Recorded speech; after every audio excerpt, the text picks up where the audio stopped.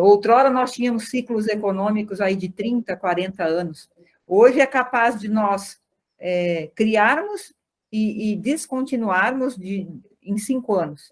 Então, essa volatilidade com que as oportunidades e os desafios acontecem para com as empresas, os negócios, também acontecem para com as cidades. E assim como nas empresas, que cada vez mais elas estão nos seus planos estratégicos buscando aproveitar o mais rápido possível essas oportunidades e minimizar os desafios que elas trazem, as cidades também têm essa mesma tarefa. E quando a gente percebe que isso fica única e exclusivamente sob a tarefa do prefeito, no executivo e no legislativo, a gente tem percebido que não tem funcionado a contento.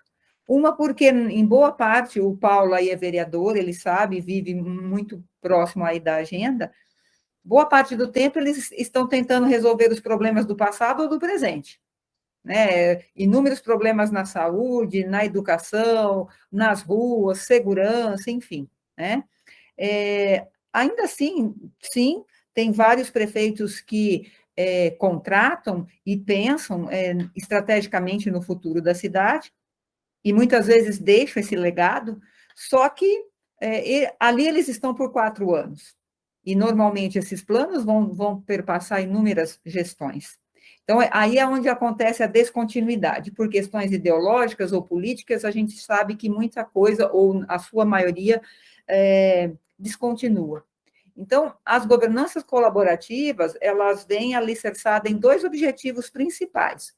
Um é que a gente blinde as cidades da descontinuidade política, que isso tem se mostrado muito danoso para as cidades, projetos estruturantes que são descontinuados, não só aqui, predominantemente, né, pelo currículo, aí eu percebo que prevalece engenheiros civis, arquitetos, mas é bom a gente também deixar muito claro que é muito bem-vindo nesse grupo economistas, cientistas sociais, são muito bem-vindos, porque a gente precisa também, ademais da questão urbana, a gente também precisa olhar para a matriz econômica, para a geração de emprego e renda, né, para o ambiente de inovação. Então, a gente também precisa desses profissionais. Então, dos objetivos é que a gente blinde as cidades dessa descontinuidade, que tem sido muito danosa, gera muito atraso para as cidades, tanto projetos urbanísticos como econômicos, sociais, enfim. Né? Acaba que a sociedade ela se torna guardiã desses projetos, de forma que, quando há a troca de prefeitos, pela força da sua representatividade e legitimidade, ela consegue se aproximar, dialogar com os candidatos, e aqui não se fala em partidos. Uma governança como essa trata de política de Estado, partidária nunca. Ok? Então, esse é um ponto, esse é um alicerce. O outro é que, como eu dizia, assim como as empresas, as cidades também precisam saber para onde elas vão. Precisa ter um plano estratégico. Qual é a sua matriz portadora de futuro? Qual é a matriz portadora de futuro de Campinas hoje? Será que vocês saberiam responder? Será que vocês já têm em mãos um estudo atualizado? Porque é certo que há inúmeras vocações econômicas aí que ainda têm longevidade, certamente terão que se reinventar, outras serão descontinuadas pelo caminho, e outras aí, às vezes, estão às vistas aí, em ponto de vocês aproveitá-la, e não existe um plano, algo que a capitaneou de forma que vocês possam olhar e começar a implementar. Então, também a governança, um dos principais papéis é que ela tenha sempre esse plano estratégico de desenvolvimento econômico, social, urbano, sempre atualizado. Né? É o que o CODEM vem fazendo, certamente vocês, para quem pesquisou um pouquinho, o CODEM tem para 26 anos, começou lá com o Maringá 2020, lá em 97, 98, depois em 2007, 2008, Maringá 2030, e depois 2012, 2013, Maringá 2047. Então, tem sempre olhando à frente. Né? Então, esse é um outro grande papel das governanças. Então, o Silvio vai explicar isso nos slides, né, de forma, eu acho que bastante provocativa, e esse é o nosso papel aqui hoje, né? para que se tenha uma governança como essa, é necessário sair da zona de conforto, né? Então, a gente incomoda porque você, né, o exercício da cidadania, o exercício do empreendedorismo cívico, ele tem que começar a acontecer. Senão, vocês vão colher o mesmo que está posto aí, né? Então, esse é um outro ponto. Há que se sair da zona de conforto para vocês buscarem uma Campinas diferente, né? Então, vamos falar um pouco disso.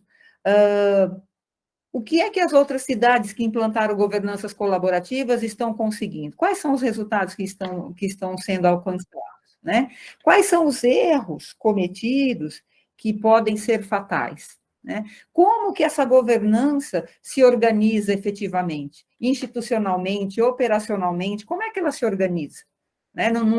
Não se trata simplesmente de uma sensibilização, ela precisa ser organizada, com uma equipe técnica, com as suas instâncias, né, com câmaras técnicas, então isso tudo precisa ser trabalhado. Quais são os desafios e as oportunidades que, primeiramente, Campinas irá trabalhar, né? O cuidado que se tem para não sobrepor com outras entidades, com o próprio Poder Executivo, né, para não gerar um conflito. Então, a gente fala um pouquinho disso tudo hoje, obviamente que vocês vão fazendo perguntas. Falamos um pouco das nossas experiências pelas cidades, né, o que tem dado certo, o que não tem, quanto tempo a gente leva normalmente para a implantação. E aí, o Thomas, eu li um pouco sobre a Urban.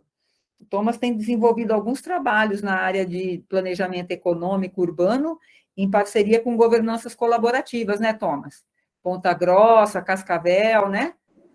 Sim, a gente tem feito esse trabalho muito alinhado com isso que você está colocando.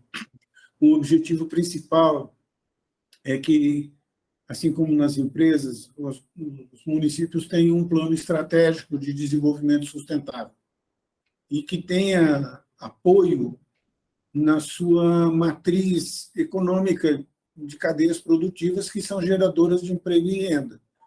Então, o nosso diagnóstico e o nosso relatório estratégico aponta exatamente quais são os grandes eixos e os grandes vetores de desenvolvimento que a cidade pode ter e que podem ser induzidos e acelerados, porque, é claro, a cidade tem uma vocação e pode crescer organicamente em cima dessa vocação, seja ela turismo, agronegócio, farmacêutica, seja o que for.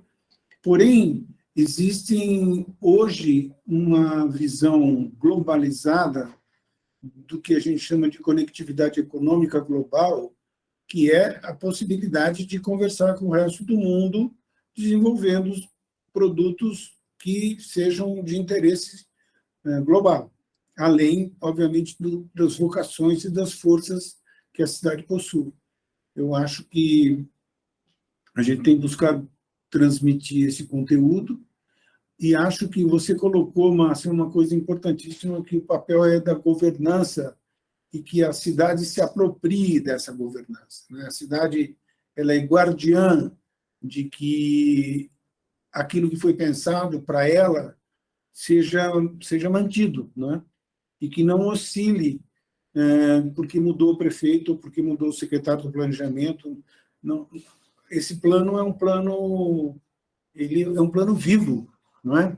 Acho que vocês, o exemplo de Maringá é um exemplo muito forte que há tanto tempo dá exemplos aí para a gente no Brasil dessa capacidade de atualização o tempo todo. Então, nos trabalhos que a gente tem feito, Cascavel, agora estamos iniciando um trabalho em São Luís, no Maranhão, está exatamente dentro desses eixos e desses pilares que você colocou aí. Bacana. Obrigada, Thomas. Paulo, então, eu vou passar para o Silvio, ele está pronto. Só lembrando, pessoal, que depois da provocação do Silvio, a gente, então, entra para perguntas, com questões mais táticas e operacionais de como essa governança acontece, a gente também conversa logo na sequência a apresentação dele, ok? Silvia, com você. Ok. Estão me ouvindo bem aqui também? Agora eu mudei de aparelho. Ok, eu queria pegar o gancho aqui do que a Márcia e o Tomás colocaram, que é o seguinte, eu vou comentar um pouquinho com vocês sobre a ótica do gestor, do prefeito. Então, primeira coisa, nós estamos passando aqui no Brasil, nesse momento, exatamente agora, no mês de janeiro de 2023, por uma situação desse tipo. Tivemos um governo com uma linha, agora temos um governo com outra linha. E há uma insegurança no mercado, um monte de gente sem saber ainda o que fazer.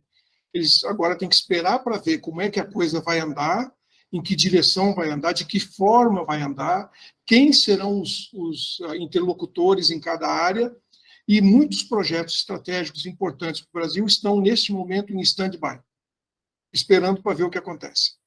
Ora, isto acontece também nas cidades. E pelo enfoque do gestor, do prefeito, eu posso assegurar para vocês que não existe nenhum político no mundo, não existe nenhum político no mundo eleito que tenha o poder e a capacidade de proteger um projeto de longo prazo, 20 anos, contra descontinuidade ideológica, política e partidária. Esse político não existe e nem vai existir. Então, colocar um projeto estratégico de 20 anos para frente na mão do político é a coisa mais errada que a gente pode fazer.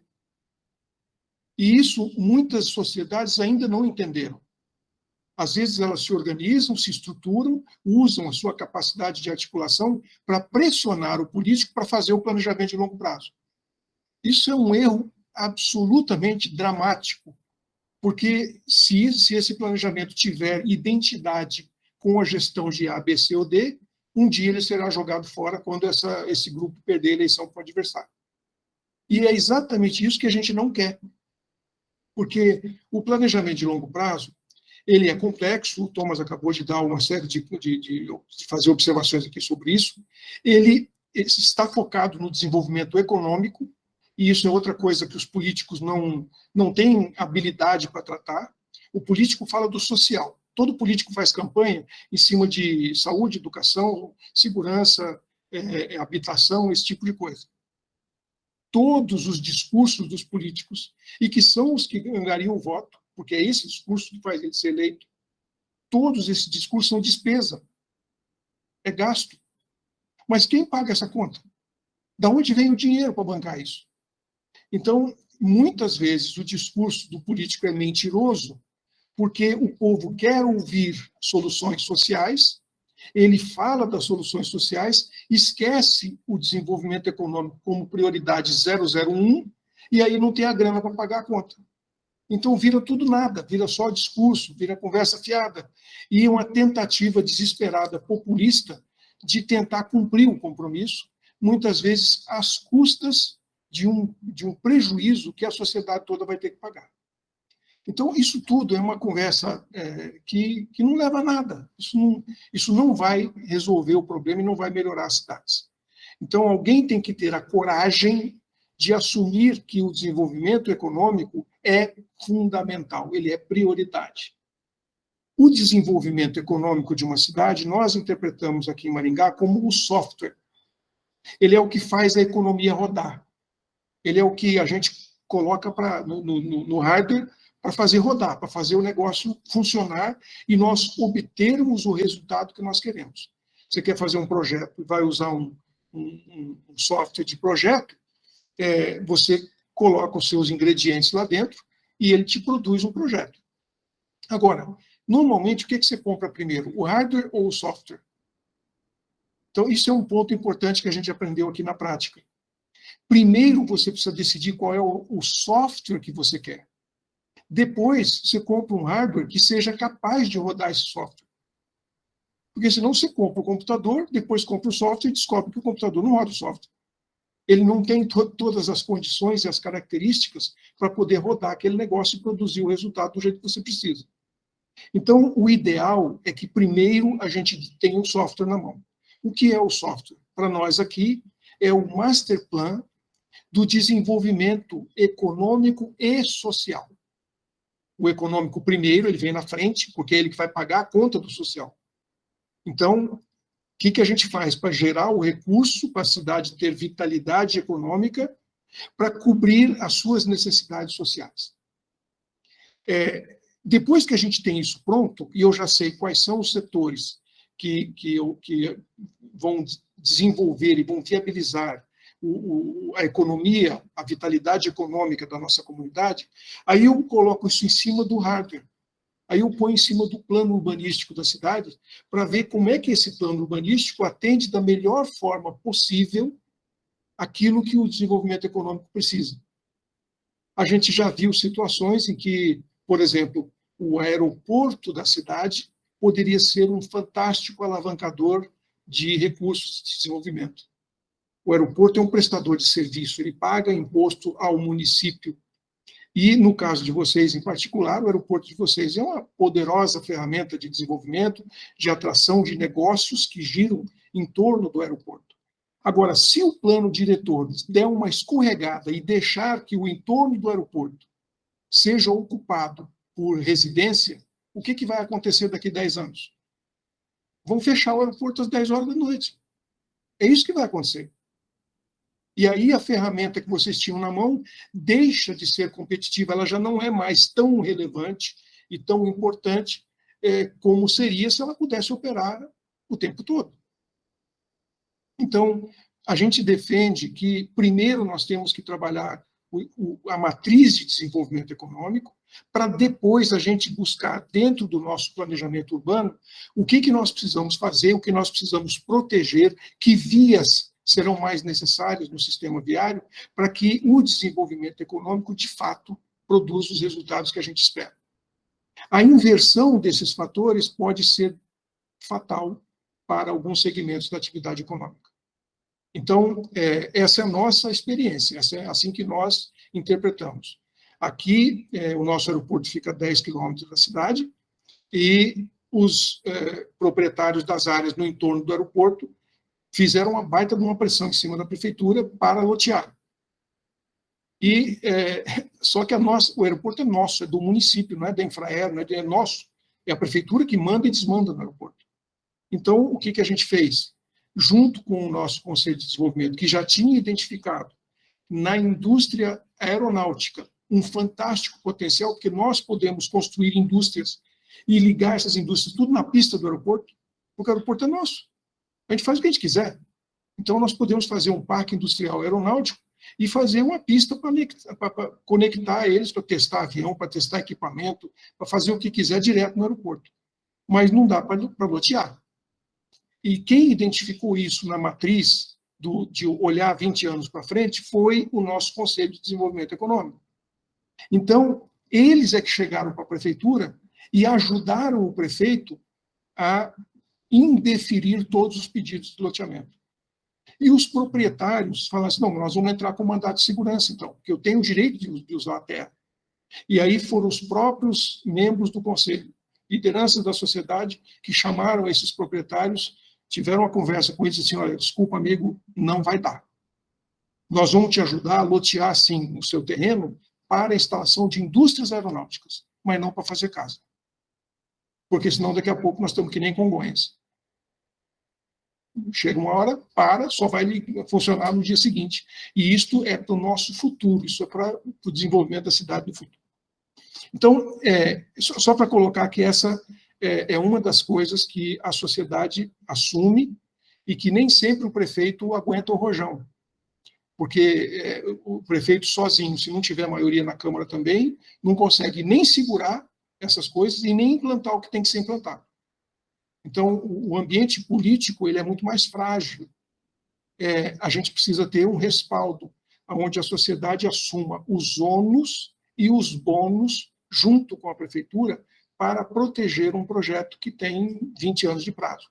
O vereador, muitas vezes, e o Paulo deve ter experiência disso lá na Câmara, ele já deve ter visto isso muitas vezes, o vereador está preocupado como é que ele se reelege daqui a 4 anos. E votar um projeto que seja impopular, à luz de quem está olhando o problema de hoje, muitas vezes não dá para encarar. Ele não dá conta. E aí o que a gente precisa considerar? Eu fui prefeito 8 anos, e em 8 anos nunca aconteceu, nenhuma única vez sequer, de qualquer cidadão, enquanto indivíduo, me procurar para discutir o futuro da cidade. Nunca aconteceu. Todos que me procuraram queriam resolver o problema que ele tem hoje. O problema da rua que está sem asfalto, do posto que está sem médico, do remédio que não tem, da vaga na creche que está faltando, meu filho já nasceu e eu não tenho como, minha mulher não tem como trabalhar. Nunca aconteceu do indivíduo procurar a prefeitura ou o prefeito para discutir um assunto que pode acontecer daqui 5 ou 10 anos. Nunca aconteceu. Então, não é o cidadão que vai dar esse respaldo para nós. Tira o cavalo da chuva, isso não vai acontecer. Ao contrário, o cidadão vai pressionar os vereadores e vai cobrar do prefeito, vai cobrar da estrutura da prefeitura para resolver os problemas que a prefeitura está devendo para ele. Já era para ter sido resolvido. O asfalto já devia ter chegado e não chegou ainda. O esgoto já devia ter chegado e não chegou ainda. A creche já devia estar com vaga e não tem ainda. Então, quem pode ajudar a desenvolver isso e a proteger esse projeto, elaborar esse projeto, é a sociedade civil organizada. Essa, sim, tem representatividade, tem legitimidade e tem condições de se manter depois que o prefeito acabar o mandato. Então, o que a gente aprendeu aqui, e isso é uma coisa que a gente usa com muita frequência, é de que a sociedade civil organizada, coesa, que fez o dever de casa e planejou para onde a cidade deve ir, ela sim é o patrão. E o prefeito é um executivo contratado pelo voto para administrar o que é nosso, de acordo com o nosso interesse e não com o interesse dele. Agora, para a sociedade poder se revestir deste papel de patrão, ela precisa estar institucionalizada e organizada de fato. E ela precisa ter argumentos que possam ser apresentados e sustentados diante de opiniões diferentes, seja lá de quem for, prefeito, Câmara de Vereador, aí depende. Então, isso exige um mecanismo de governança, que a gente chama de governança colaborativa, que efetivamente assume esse papel, e foi essa lição que nós aprendemos há 26 anos atrás. E o fato de ter aprendido essa lição, o fato da sociedade aqui ter assumido essa responsabilidade, e ela é uma responsabilidade muito grande, porque não é apenas o tempo que as pessoas dedicam para isso, mas é o dinheiro que eles gastam para bancar isso, isso aí não é de graça. Um estudo, um master plan desse, para 20 anos ou 30 anos para a cidade na frente, o Thomas pode dizer para vocês quanto custa uma brincadeira dessa. Aqui em Maringá custou 900 pau. E não teve 1 centavo da prefeitura.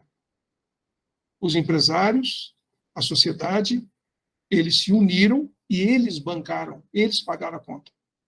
E pagaram justamente para não ter o risco de ter o carimbo da gestão A, B, C ou D no documento. Esse documento é o reflexo do desejo da sociedade. E ele é oferecido como contribuição para todos os candidatos a prefeito da cidade. Então, cada vez que tem eleição, a sociedade pega o seu projeto de futuro, com 20, 30 anos na frente, e apresenta para os candidatos dizendo isso aqui é o que nós mapeamos, contratamos uma empresa especializada, a gente já sabe que os nossos diferenciais de competitividade estão contemplados, onde Maringá pode ser diferente, competitiva, os negócios no mundo que vão estar bombando e outros que não vão estar existindo foram considerados aqui, e é isso que a gente gostaria de oferecer como contribuição para você colocar no seu plano de governo. Agora eu pergunto para vocês, quantos candidatos a prefeito vocês acham que rejeitam isso? Fala assim, não, eu não quero não, obrigado. Não estou interessado em saber o que vocês produziram e como que vocês acham que a cidade vai andar. E não importa se o projeto foi assinado pela Urban, pela Price, pela McKinsey, eu não quero saber. Quantos candidatos vocês acham que têm coragem de fazer isso? Ora, se todos eles incorporarem o plano, acabou a descontinuidade. Fim de papo, pronto. Não precisamos nem brigar. eles entenderam e incorporaram o plano no seu plano de governo. E ele não é a substituição do plano de governo do prefeito. Ele é um acréscimo, ele é uma contribuição que faz direcionamento na área de desenvolvimento econômico, algumas vezes em planejamento urbano, nem sempre, mas algumas vezes, e também no suprimento de necessidades sociais da cidade. Preocupado em como é que esse negócio vai rodar daqui para frente. Então, essa é a lógica. Foi isso que funcionou aqui em Maringá. Então, sem o componente do agente que blinda e protege o plano contra a descontinuidade, a gente já viu em vários lugares do Brasil planos muito bem feitos, fantásticos. E uma vez o pessoal da ADEME e do Sinduscom lá de Salvador me chamou, porque eu tenho, o Cláudio conhece, a gente tem um programa O Futuro da Minha Cidade lá na CEBIC, que é justamente sobre isso, a implantação de governança, né, desse tipo, e o pessoal de Salvador me chamou lá para fazer uma análise crítica do plano que o prefeito contratou da McKinsey. É um plano para 20 anos. O ACM, Neto, logo no começo da primeira gestão, ele contratou a McKinsey, pagou uma fortuna, um plano, para fazer o plano da cidade de 20 anos. E o pessoal do Sinduscom falou assim, pô, a gente não foi ouvido, a gente não teve a oportunidade de participar, esses caras vieram de fora aí, não sei de onde, fazer um plano para a cidade. Bom, eu destrinchei o plano todo e falei para eles, gente, aqui eu não tenho nada para criticar, esse plano é ótimo, ele é muito bom. O único defeito dele é que ele não ouviu vocês. Só isso, mas que ele é bom, é. E se vocês conseguirem tocar esse negócio para frente, vai ser fantástico para a cidade. Mas a própria sociedade já estava contra, porque ela não fazia parte do processo. Aí era o contrário, não tinha assinatura deles no projeto. Então, o que acontece? O ACM perde a eleição, e agora o que vai acontecer com o plano? Ele ficou 2 mandatos, o sucessor dele está lá, por enquanto o plano está protegido. Mas o que acontece se ele não emplacou para governo e se ele não emplacar para a sucessão para prefeito? Aquele plano maravilhoso que está no meio do caminho pode ter um direcionamento totalmente diferente. E aí, essa situação que nós estamos vivendo no Brasil agora. Tudo em stand-by, e quem já tinha botado dinheiro agora não sabe o que fazer. Então, é isso que a gente precisa tentar proteger, e nós aqui vamos compartilhar com vocês a nossa experiência. Funcionou com a governança colaborativa institucionalizada. E, principalmente, focada no futuro. Eu estava tentando identificar aqui na internet a lógica do Avança Campinas, e eu vi mais ou menos qual é a missão e o interesse de vocês, mas uma das coisas que a gente procura sempre deixar claro é que a governança colaborativa, do jeito que nós estamos propondo, ela só trabalha no futuro. Ela não se mete em problemas do presente. Por 2 razões. Primeiro, porque a Constituição brasileira já institucionalizou os conselhos de controle social, o Estatuto da Cidade já definiu o CDMU lá para tratar do planejamento urbano, e a gente não pode colocar um grupo para brigar com o outro, para ocupar espaço do outro. Um deles já está constitucionalmente definido, qual é a função dele, está na lei. Então, a gente não tem que brigar com eles, ao contrário.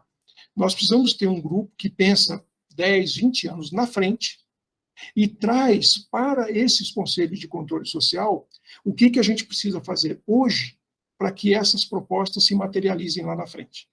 E aí a gente contribui com eles, em vez de ficar tomando espaço deles, ou ficar sendo vistos como concorrentes, ao contrário, nós estamos contribuindo com eles. Só vocês estão aí estão até o pescoço de demandas do presente, problemas para resolver agora. Vocês que já participaram do Conselho de Desenvolvimento Urbano, vocês sabem, tudo que chega lá é para decidir agora.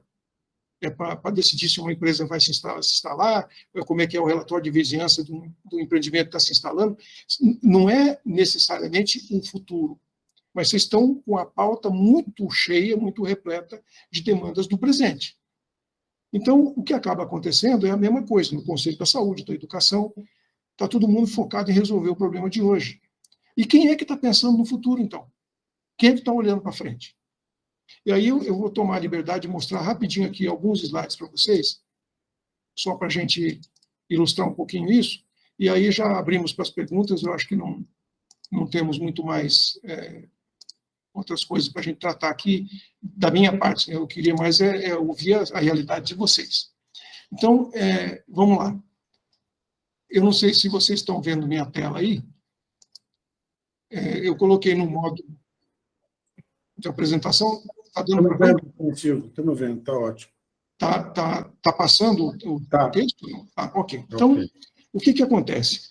O futuro, obviamente, será mais tecnológico do que a gente tem hoje. Então, todos esses sistemas que a gente está vendo aqui agora, no futuro, serão diferentes do que nós temos hoje. A mobilidade será diferente. Ela já não será a combustão, portanto, tudo que é posto de gasolina deixa de ter a função que tem hoje, é importante, mas deixa de ter essa função. A gente vai precisar de outro tipo de abastecimento. A mobilidade vai ter outro perfil, porque cada vez menos pessoas vão querer carro. A mesma coisa, a segurança vai deixar de ser essa cobrança fantástica que a população faz do prefeito botar mais guarda municipal, do governador colocar mais polícia. É o contrário. A eficácia da segurança vai ser com menos gente, não com mais gente. Mas ela precisa estar com a sua estrutura instalada. E aí vai gestão de resíduo, comunicação, enfim, tudo que está aí é o que vai acontecer no futuro. E o Peter Drucker lembrava a gente que a melhor maneira de você prever o futuro é criá-lo. Tá bom, como é que eu quero esse futuro? De que maneira eu quero que ele aconteça? E aí nós temos que lembrar que algumas coisas do futuro, embora a gente não saiba exatamente o que é, algumas coisas nós precisamos resolver agora. Primeiro, porque quem não sabe para onde vai não chega. Então, onde que a cidade de Campinas quer chegar daqui 20 anos? Eu não conheço o suficiente Campinas, mas eu sei que vocês são uma cidade extremamente avançada e sei que já tem vários projetos importantes relacionados com Smart City, relacionado com digitalização do poder público, digitalização da segurança pública. Eu sei que tem muita coisa que vocês têm aí, algumas coisas eu acompanhei quando fui prefeito e outras a gente lê depois. A questão é como que a gente converge tudo isso e como a gente faz com que esses projetos de futuro possam subsidiar decisões do setor privado na hora de fazer seus investimentos.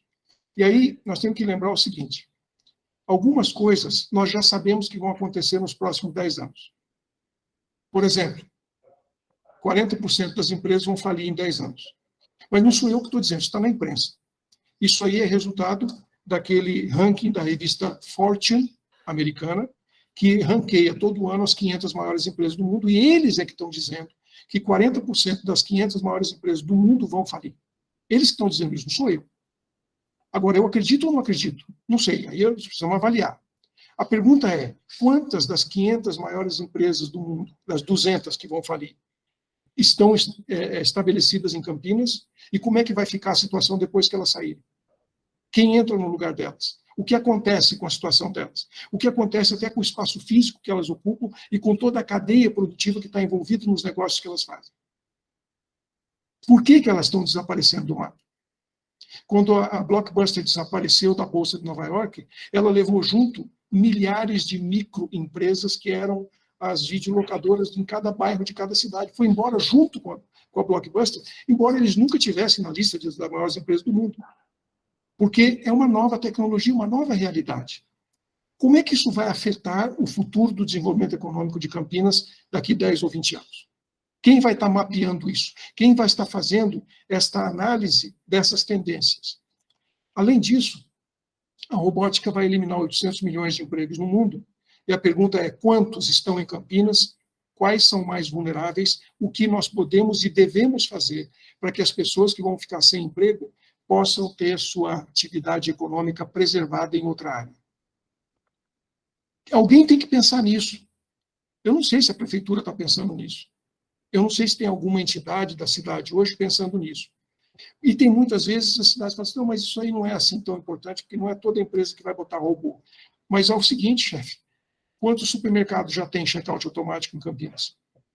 Quantas pessoas foram para casa só porque botaram uma maquininha dessa? E eu não sei se vocês sabem, cada maquininha dessa manda para casa 4 funcionários do supermercado. Eu pensei que eram 2. O presidente da Associação de Supermercados do Mato Grosso do Sul falou que é 4. E essas 4 pessoas estão fazendo o que hoje?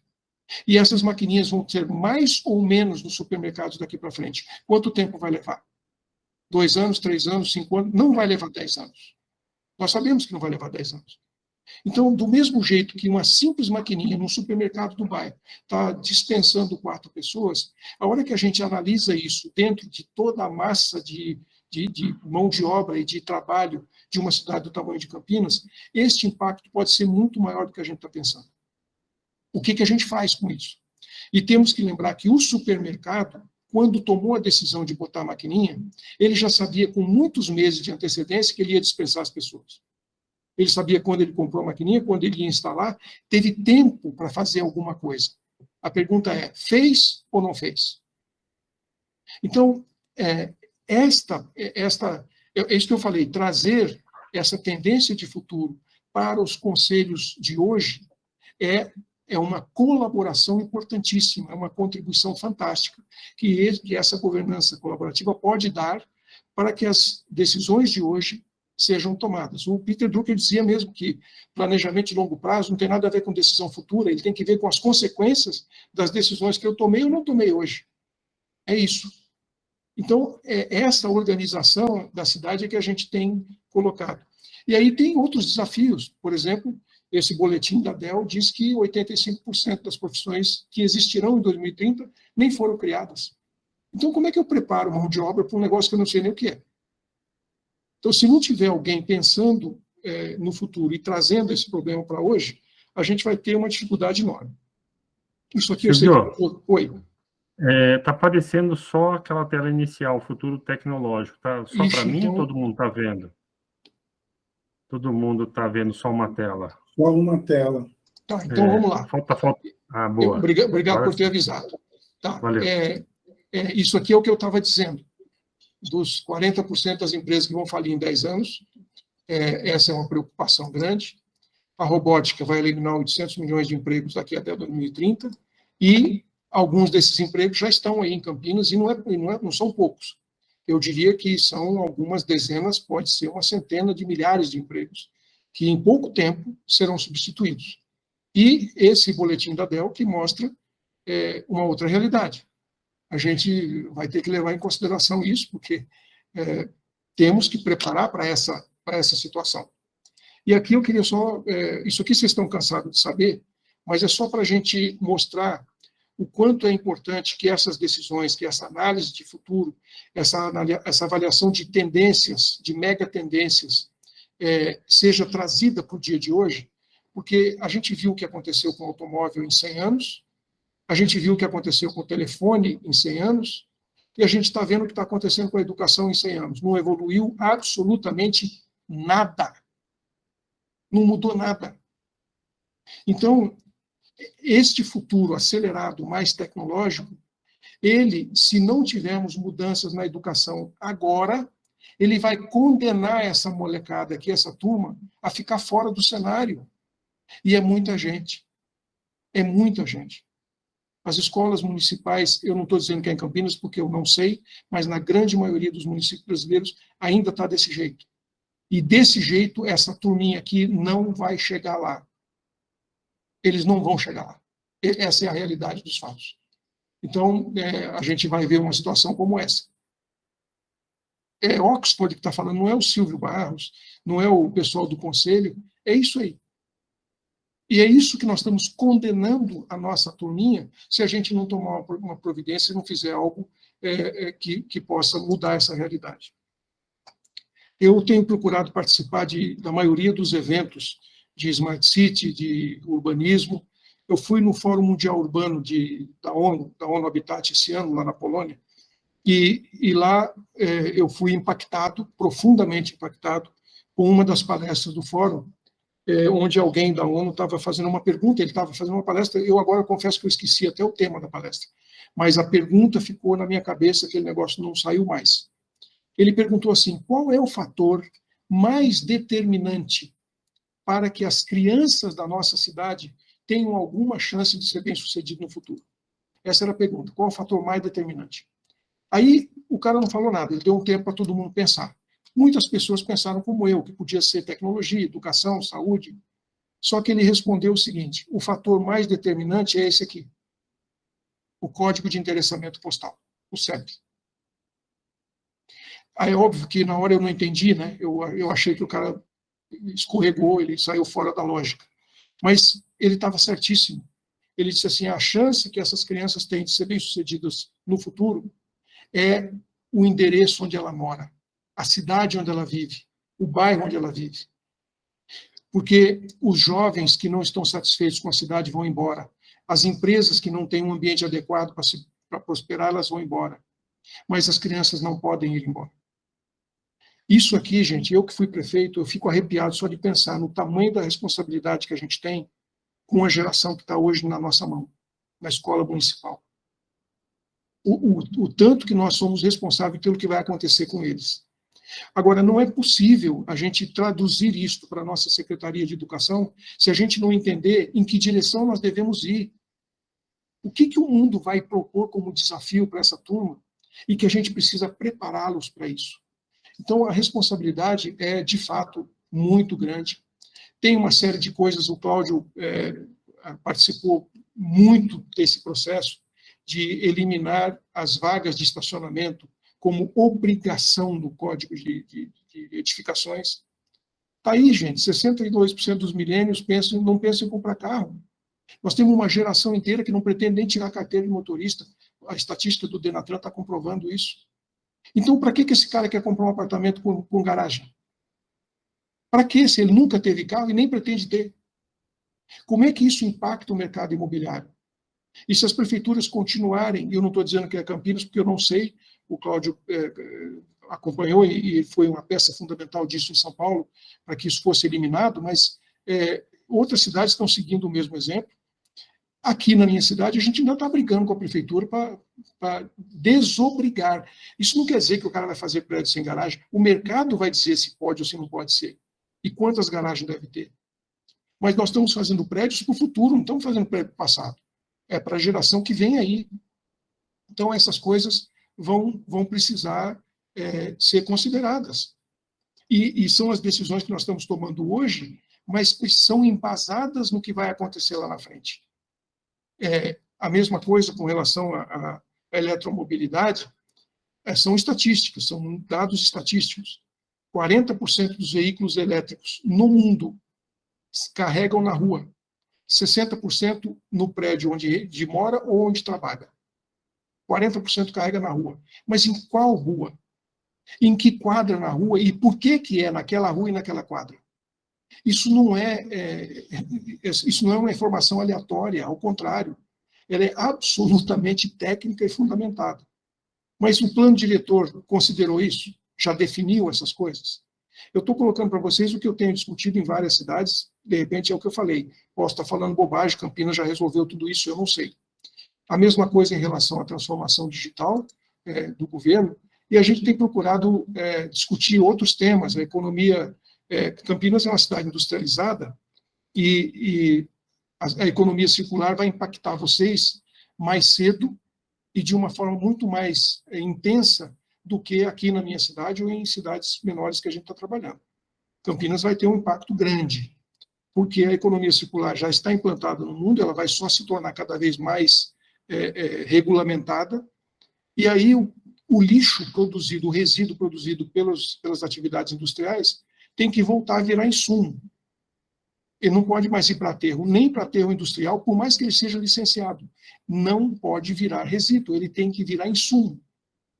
Como que isso vai ser tratado? Como que isso garante e assegura que empresas que vocês têm hoje continuarão sobrevivendo? Alguém tem que começar a trazer isso para a regulamentação, trazer isso para dentro de como que a cidade vai lidar com esse assunto. E aí tem inúmeras tecnologias no Brasil, não vou entrar em detalhe aqui com vocês, a gente tem se aprofundado bastante nisso, mas são muitas coisas importantes. Uma outra coisa que a gente queria colocar aqui é fundamental, e é tendência de futuro, isso, aliás, um futuro muito mais próximo, não é 20 anos, não é 10 anos, aqui nós estamos falando de coisa muito mais próxima, é o estudo que foi feito pela Harvard, pela FGV, sobre prédios sustentáveis, mostrando que o prédio sustentável é economicamente mais vantajoso do que um prédio convencional. Se isso é válido para o setor privado, por que não é obrigatório para o setor público? Por que nós estamos fazendo prédios públicos com dinheiro da população que não são sustentáveis? E hoje estamos abrindo licitação hoje nas prefeituras para construir uma escola, uma creche, um posto de saúde, um prédio administrativo, e a sustentabilidade não foi levada em consideração. Ela não entrou nos requisitos do termo de referência. Eu tentei fazer isso aqui em Maringá, quando eu fui prefeito, eu já saí da prefeitura há 10 anos. E eu fui impedido de exigir certificação de sustentabilidade nos projetos de prédios públicos pelo Tribunal de Contas e pelo Ministério Público, porque eles diziam que eu estava cerceando a competitividade dos escritórios de arquitetura. Naquela época, há 12, 13 anos atrás, poucos escritórios de arquitetura sabiam fazer isso. Então, eu coloquei como termo de referência e eles simplesmente impugnaram todas as minhas licitações. E eu tive que, de novo, fazer projeto convencional quando eu já estava convencido lá atrás de que isso estava errado. Hoje mudou, e a prova da mudança está aqui.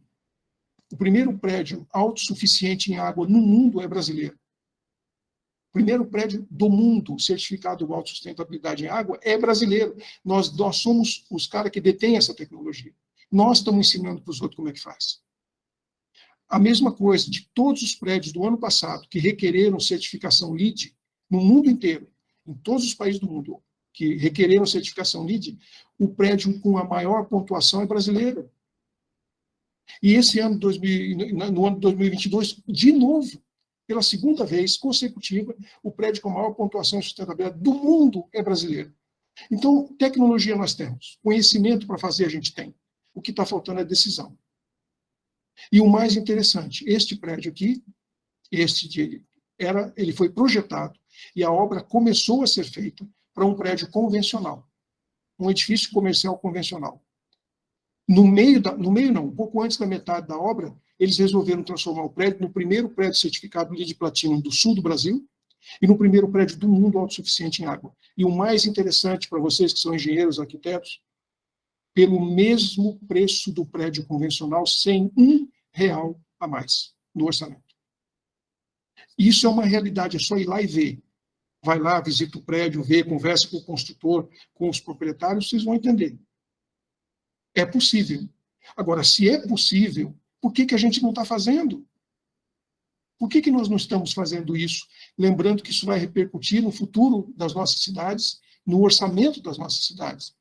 Então, nós precisamos estar fazendo hoje adaptações para mudanças climáticas, porque a coisa vai ficar pior. Está feio, vai ficar muito pior.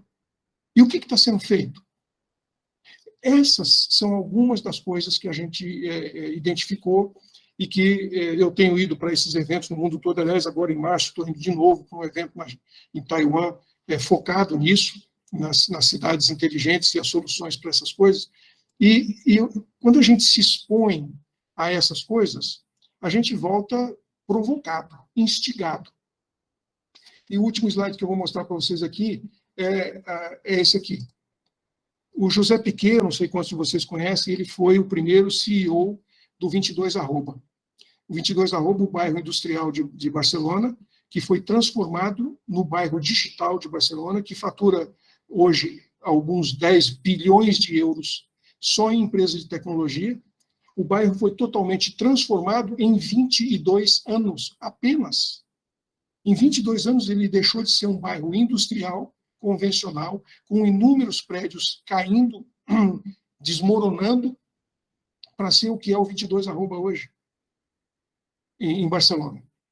E nós tivemos lá agora, em novembro, com uma missão de prefeitos e empresários, e o José Piquet fez uma palestra para nós, e ele comentou duas coisas que eu queria compartilhar com vocês, porque isso é importante no contexto da governança colaborativa.